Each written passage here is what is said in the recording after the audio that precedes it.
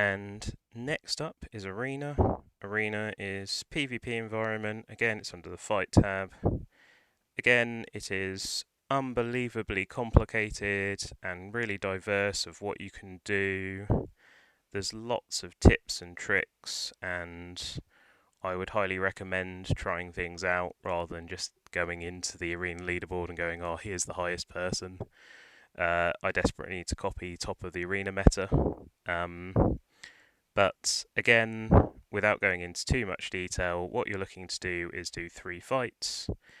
You can do fights via the log, and where you've lost a defense, you can do revenge. But I wouldn't recommend doing the revenge because they do not count towards the arena season pass, which is top right.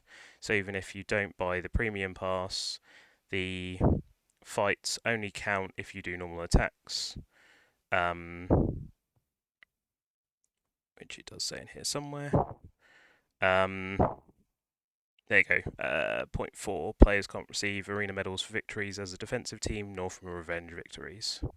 So, unless you've already maxed out, I wouldn't do revenges, I'd always look through fights.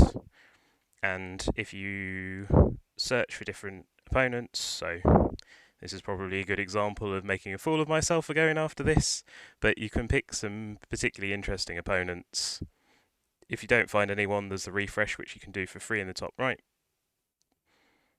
And again, for contribution points, you actually only need to do 3 fights, but I'd recommend still doing all 5. And again, I'm not going to explain positioning or why I'm doing what I'm doing, just have to live with it. But I will use my favourite capo, and let's go. Yeah, I lost. There you go. I knew it was going to happen. It's always the way.